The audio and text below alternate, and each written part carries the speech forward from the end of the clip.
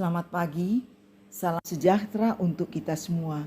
Puji Tuhan, kita bertemu lagi dalam waktu teduh Gereja Toraja Jemaat Bogor. Diambil dari Renungan Harian Toraya, edisi hari Rabu 25 Januari 2023. Firman Tuhan pagi ini akan kita dengarkan dari kitab Injil Lukas pasal 5 ayat 27 hingga ayatnya yang ke-32. Sebelum membaca dan merenungkan bersama firman Tuhan, mari memohon tuntunan Roh Kudus. Kita berdoa. Bapa kami yang di sorga, pagi ini kami mengucap syukur karena Tuhan masih mengaruniakan waktu untuk menjalani kehidupan ini. Tetapi sebelum kami memulai aktivitas kami hari ini, kami akan bersama-sama membaca dan merenungkan firman Tuhan. Oleh karena itu mohon tuntunan Roh Kudus-Mu untuk menguasai hati dan pikiran kami, sehingga kami dapat memahami kebenaran firman-Mu seturut kehendak-Mu saja. Dalam nama Tuhan Yesus kami berdoa dan mengucap syukur.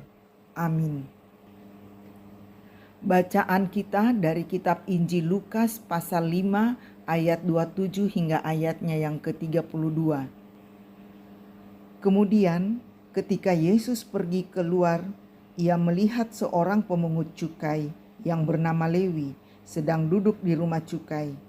Yesus berkata kepadanya, "Ikutlah aku." Maka berdirilah Lewi dan meninggalkan segala sesuatu lalu mengikut dia.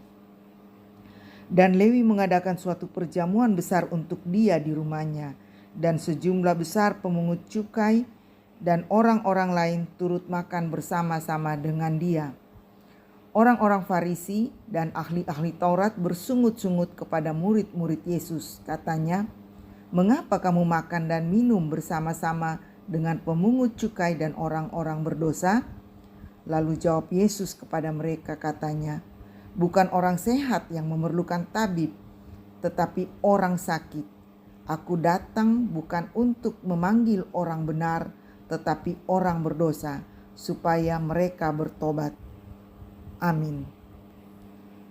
Judul renungan kita pagi ini, jangan selalu berprasangka buruk. Da anaden madomi mak timbang salah. Ada pepatah yang mengatakan, semut di seberang laut tampak, sedangkan gajah di kelopak mata tidak tampak.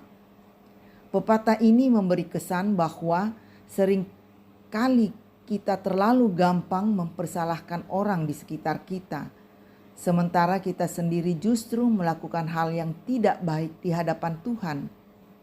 Perjumpaan Lewi dengan Yesus amat berkesan bagi Lewi, sampai-sampai ia mengundang Tuhan Yesus untuk makan di rumahnya. Perjumpaannya dengan Yesus telah mengubah hidupnya.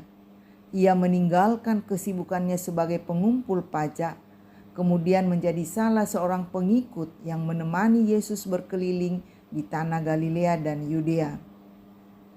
Di antara para tamu undangan hadir juga para ahli Taurat dan orang Farisi. Mereka justru bersungut-sungut karena Yesus dan para murid makan bersama pemungut cukai dan orang berdosa. Hal ini demikian karena orang Israel membenci para pemungut cukai. Karena pemungut cukai dinilai sebagai orang yang bekerja untuk penjajah dan sering memungut lebih daripada yang ditentukan. Kita dapat belajar bahwa Lewi tahu dia tidak pantas di hadapan Tuhan. Namun Tuhan melihat bahwa Lewi membutuhkan dia. Hal inilah yang tergambar dalam ayat 31, bahwa bukan orang sehat yang memerlukan tabib, tetapi orang sakit. Hal ini juga hendak menggambarkan bahwa bukan orang yang merasa diri benar yang memerlukan Tuhan, tetapi orang yang berdosa. Karena itu, mari kita sadar bahwa ketika kita merasa diri benar di hadapan Tuhan, justru itulah yang menghalangi kita dekat dengannya.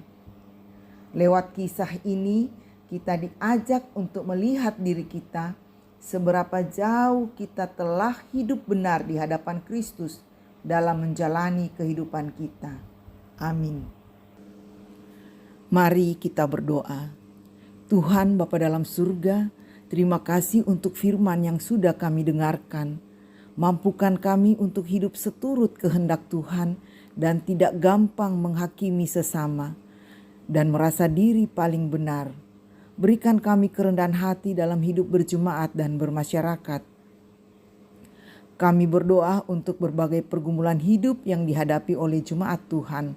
Apakah itu masalah kesehatan, pekerjaan, finansial, rumah tangga, atau apapun juga. Tuhan berikan kekuatan dan jalan keluar untuk setiap pergumulan jemaat-Mu. Dan biarlah melalui berbagai pergumulan tersebut, hubungan dengan Tuhan makin intim dan kami tidak mencari kekuatan dan perlindungan lain selain kepada Tuhan.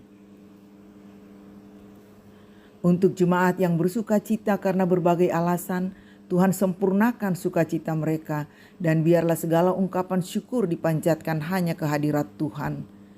Pimpin kami sepanjang hari ini dan hari selanjutnya. Biarlah kami selalu melakukan hal yang menyenangkan hati Tuhan. Jauhkan daripada kami melakukan hal yang tidak berkenan di hadirat-Mu. Dalam nama Tuhan Yesus kami berdoa dan mengucap syukur. Amin. Demikian waktu teduh pagi ini. Tuhan Yesus memberkati.